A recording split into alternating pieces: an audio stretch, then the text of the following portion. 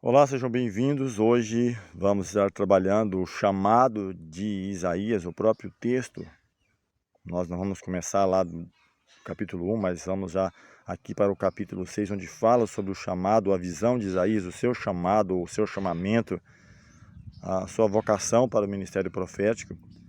Nós mencionamos que o seu ministério ele dura cerca de aproximadamente meio século, 50 anos, dedicado à pregação, a mensagens de, de paz, de esperança, mas no mesmo tempo também de juízo, por Israel ter se afastado tanto do Senhor. Vamos ver isso no capítulo 1 do seu próprio livro, mas mesmo assim há esperança, há a oportunidade de restauração e de salvação.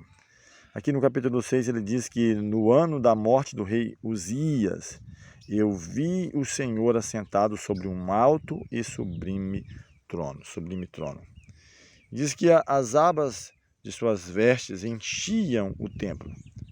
Ele nos diz ainda que serafins estavam por cima dele, e cada um tinha 6 asas, com 2 cobriam o rosto, com 2 cobriam os seus pés e com 2 voavam. Então percebe a santidade da presença do Senhor.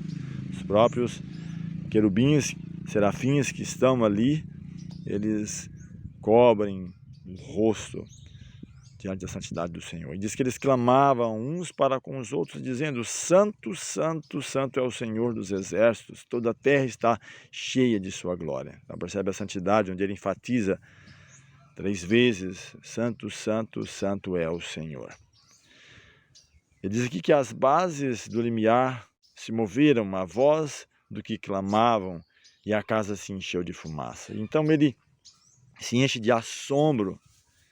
Versículo 5 ele diz: Então diz eu, ai de mim, estou perdido, ou vou perecendo em algumas traduções, porque sou homem de lábios impuros.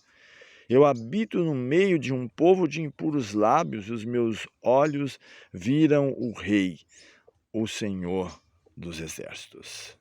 Ele vê a sua indignidade, a sua fragilidade, os seus pecados, e de habitar também no meio de um povo cheio de pecados, porque nós, por natureza, nascemos, herdamos isso, o pecado, e precisa ser restaurado, purificado.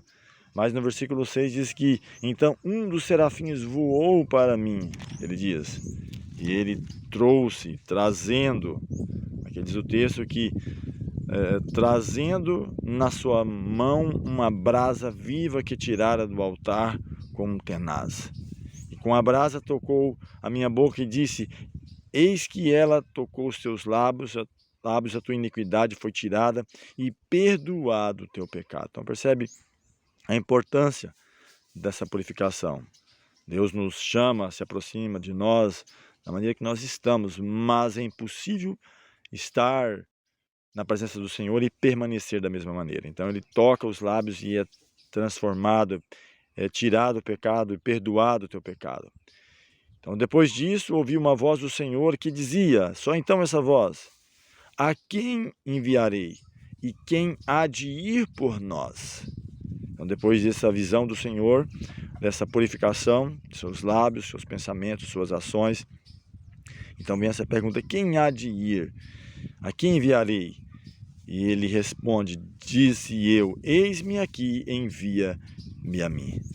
Verso 9 diz então: Vai e diz a este povo: ouvi e não entendais, vede, mas não percebais. Torna insensível o coração deste povo, endurece-lhes os ouvidos e fecha-lhe os olhos, para que não venha ele a ver com os olhos, ouvir com os ouvidos, entender com o coração, e se converta e seja salvo. Então esse era o contexto de Israel naquele momento, Israel literal, se afastado tanto das promessas de Deus, se esquecido da libertação do Egito, do período no deserto, os 40 anos, da proteção, da segurança em Deus, do estabelecimento da terra de Canaã. E aqui então chega o momento, eu até apresentei quando trabalhava os livros históricos, de que nenhum remédio houve a não ser o cativeiro. Isaías prediz isso. Não somente a queda de Israel, das 10 tribos, mas de Judá também posteriormente. Mas não somente isso, ele também, como enviado de Deus, profetiza a restauração, a transformação final, onde não somente o Israel literal, mas todas as nações, você e eu, podemos fazer parte e estar com o Senhor por toda a eternidade.